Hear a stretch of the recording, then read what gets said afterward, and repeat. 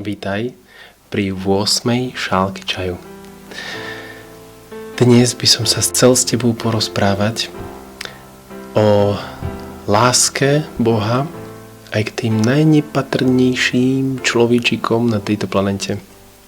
Pretože láska, on sám, sa narodila, aby potom zomrela a vstala z mŕtvych za každého človeka na tejto zemi. Nielen za tých najväčších, najlepších, najsympatickejších, najkrajších, najtalentovanejších ľudí na tejto zemi, ale aj za toho najposlednejšieho človečika v najposlednejšej dedinôčke, ďaleko od civilizácie, možno ďaleko aj kdesi na Sibíri, alebo kdesi na Slovensku, kde ťa nikto nepozná, kde nikto o teba ani nezavadí, nie si nejakým spôsobom ani populárny, ani známy a často žiješ v zabudnutí.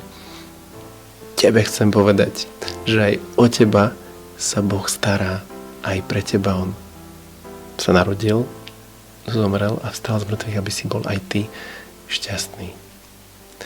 A o tom chcem ti podať dôkazy. Dôkazy tí, s ktorými som sa stretol vo svojej misii. Počúvaj.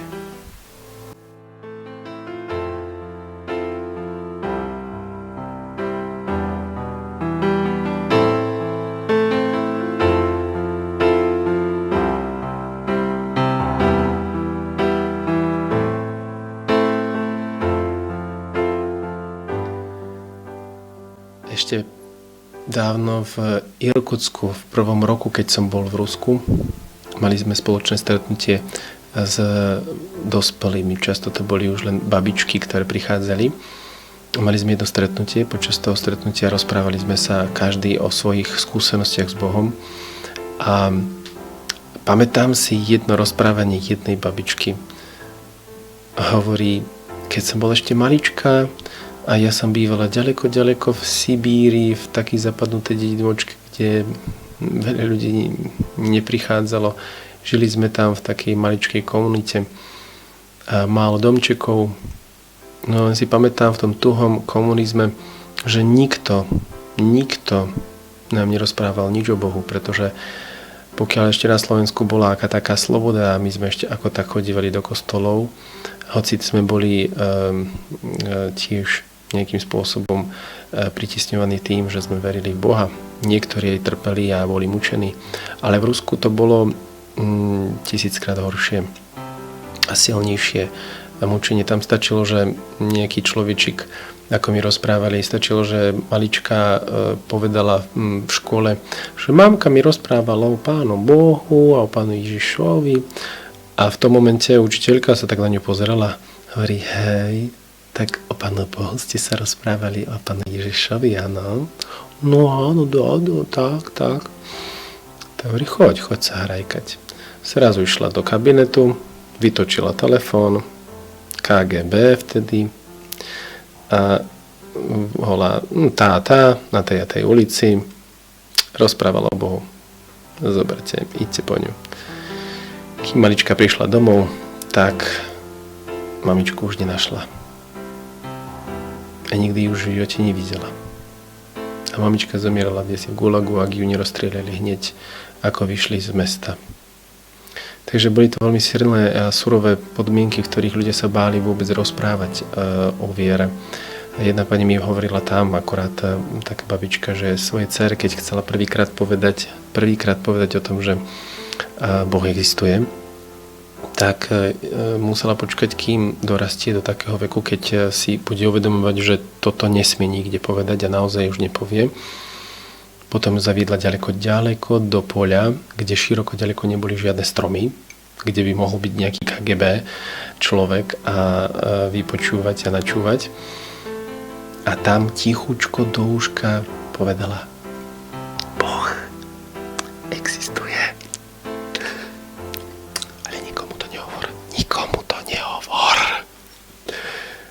A tá malička hovorí, dobre.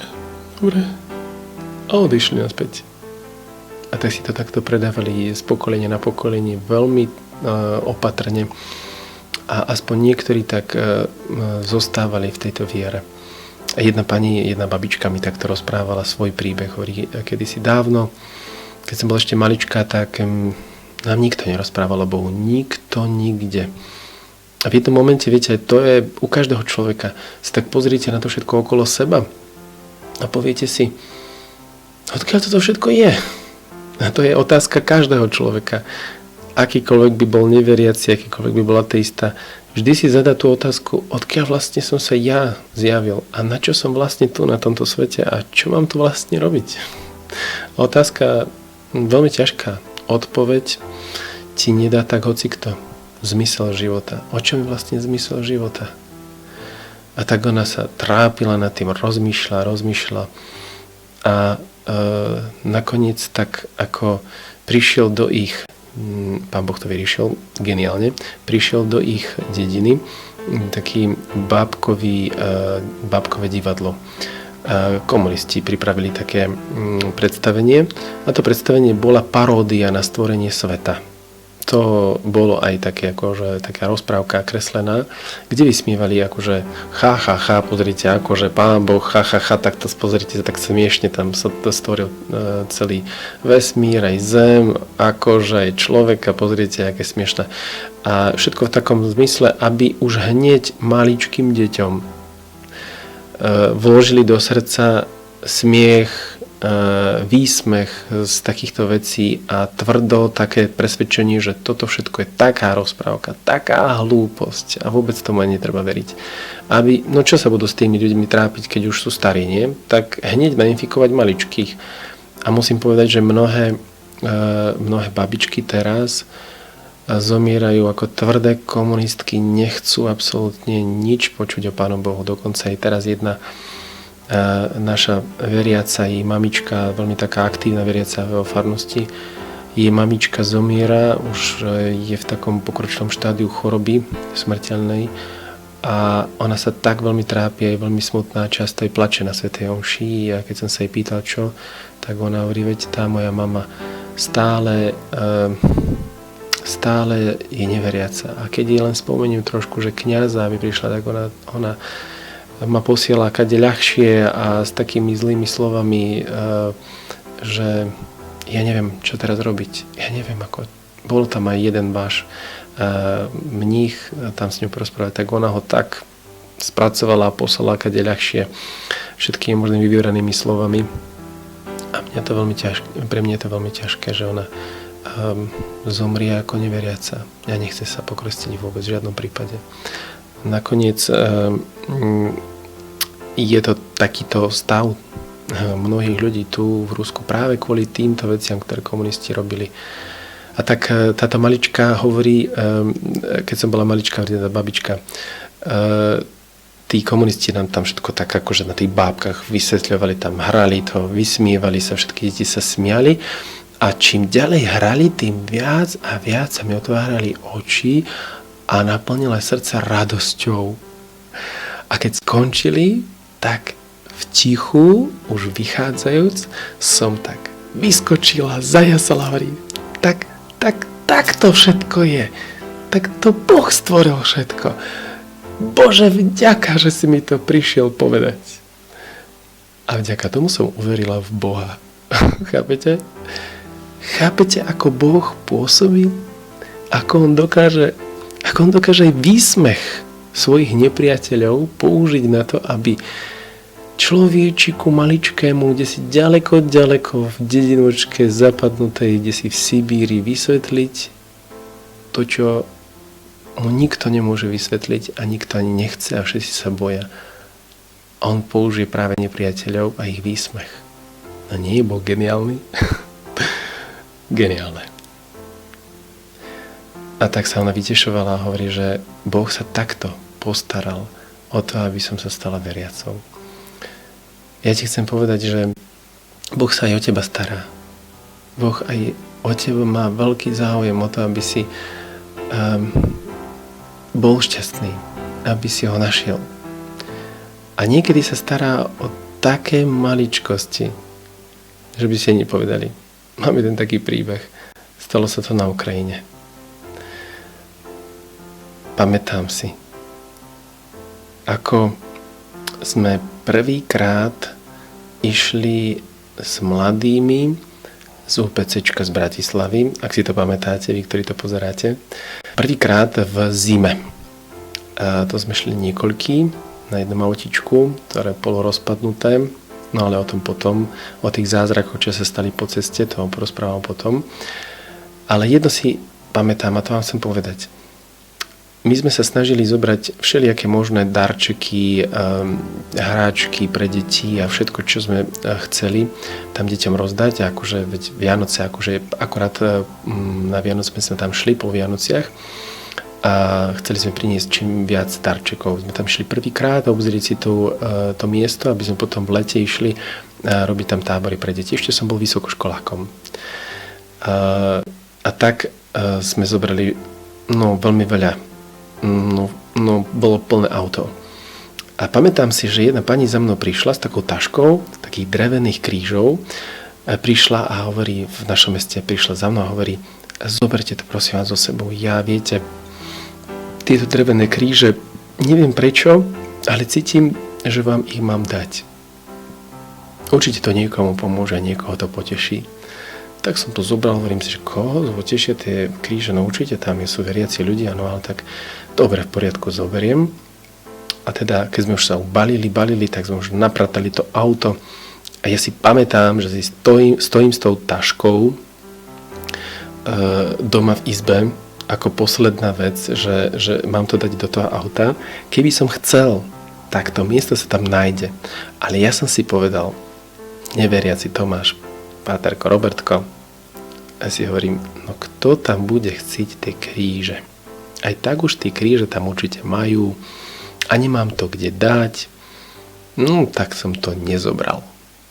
A mal som.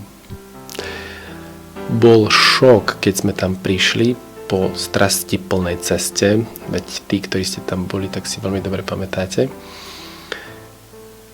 A keď sme tam prišli, tak sme prišli do tej dedinky a v tej dedinke odozdala sa chcela tak pochváliť jedna pani, taká tioťa Ľuda. Ona darovala svoju jednu izbu v svojom dome, darovala na budúce to letné tábory, svoju jednu izbu pre tieto tábory pre deti. No a keď sme tam pojedli a ona veľmi dobre varila a pripravila nám palacinky veľmi chutné, to si pamätáte, tí, ktorí ste tam boli, a sme sa nemohli dojesť. A keď sme tak už jedli, ona sa tak zobrala bokom a hovorí, poďte so mnou. Zaviedla ma do tej izby, kde sme mali sa stretávať s deťmi.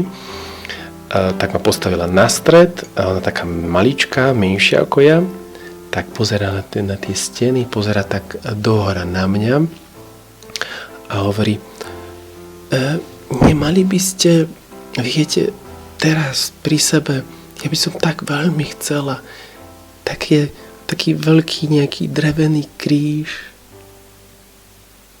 tu do tejto izby. Ja sa tak pozerám zhora na ňu a ma tak stislo a hovorím si, Páne Bože, Robert, tak Pán Boh tisíce kilometrov od teba v zapadnutej dedinke ďaleko od civilizácie chce splniť jednu maličkú túžbu maličkej tiotinky Ľudy. Priniesť jej kríž. On si zabezpečí veľa krížov drevených, aby si mohla ešte aj vybrať. Dá ti to do ruky. A ty si povieš, no kto tam bude ten kríž potrebovať? Veď aj tak tam majú. Čo ty rozprávaš, čo majú alebo nemajú? Tebe dali, tak v tom vidť veľký zázrak Boha, že určite, keď sa také niečo stalo, tak pravdepodobne to tam je potrebné. Nevymýšľaj a zeber za sebou. A tak kvôli Pátrovi Robertovi Pán nemohol vyplniť prosbu a túžbu a modlitbu maličkej dušičky, človečika, ďaleko tisíce kilometrov. Viete, vtedy som si uvedomil, ako sa Boh stará s nežnosťou o každého, aj toho najmenšieho človečika, kde by som nenachádzal. Nemusíš mať vôbec žiadne strachy ani nejakú úzkosť, že no, určite Boh na mňa zabudol. Nie. Boh nikdy na nikoho nezabúda. Aj tí najneznámejší ľudia, ako bola medzi iným aj Panna Mária, najneznámejšia dievčinka, ktorú tedy nikto nepoznal a stala sa kráľovnou neba aj zeme. Tak chcem povzbudiť aj teba. Kdekoľvek sa nachádzaš a kdekoľvek toto počúvaš, vec, že Boh tam pri tebe teraz je. A On sa s takou nežnosťou o teba stará. Aj Otec, aj Syn, aj Duch Svätý. A o každý maličký detail tvojho života. S nežnosťou Otca, s nežnosťou Matky. Nežnejšia ako akákoľvek matka, nežnejšia ako Panna Mária, pretože Pán stvoril aj Pannu Máriu. A ako stvoriteľ nemôže byť menej nežný ako Panna Mária, menej materinskejší. On ako nekonečný Boh musí byť nekonečne nežnejší a nekonečne materinskejší ako dokonca Panna Mária. A Panna Mária mi dá za pravdu, ak by teraz povedala. Takže ja ťa chcem povzbudiť, aby si vôbec neváhal, aby si vôbec v sebe nemal žiadne pochybnosti o tom, že aj keď si neznámy a nikto si ťa nevšíma, aby si nemal pochybnosti a veril, že je jediný, ktorý si ťa všíma a ktorý stále nad tebou bdie a túži pre tebou robiť aj zázrak. Ako s tou babičkou v tej dedinočke ďaleko v Sibíri, ako s tou ťoťou Ľudou, ďaleko, tisíce kilometrov odo mňa. Ja som jej potom v lete už potom tej kríže priniesol. Len ťa chcem poprosiť, ak Pán cez teba chce robiť takýto zázrak niekomu, dovoľ mu to. Daj si tú námahu. Alebo práve cez teba chce vyplniť modlitbu a prosú možno toho maličkého človečika a tak mu ukázať, že on stojí vedľa neho. A aby ti v tom Pán pomáhal, tak ťa k tomu žehnám a svojou láskou objímam v mene Otca i Syna i Ducha Svätého. Amen. V mene toho, kto sa medzi iným s láskou a nežnosťou stará práve teraz aj o teba. Tak pri ďalšej šálke čaju. Pod týmto videom dole sa nachádza takými veľkými písmenami zobraziť viac. Tam, keď kliknete na to, ukáže sa vám všetká informácia. Facebook stránku, kde sú ďalšie povzbudenia a myšlienky každý deň. Ako môžete si objednať knihu týchto všetkých mojich povzbudení a myšlienok a príbehov z Ruska Balzam na dušu. A takisto ako komentovať a ako zdieľať tu na týmto tlačítkom, zdieľať svojim priateľom toto video, ak vám niečom pomohlo, aby pomohlo aj im. A takisto sa podpísať na túto fotografiu tu na klikom na odber týchto videí, ak by ste chceli, aby sa tieto videá zobrazovali vždy, keď vidie nejaké nové video, aby ste nejaké neprepustili. Ďakujem veľmi pekne, tak sa uvidíme pri ďalšej šálke čaju.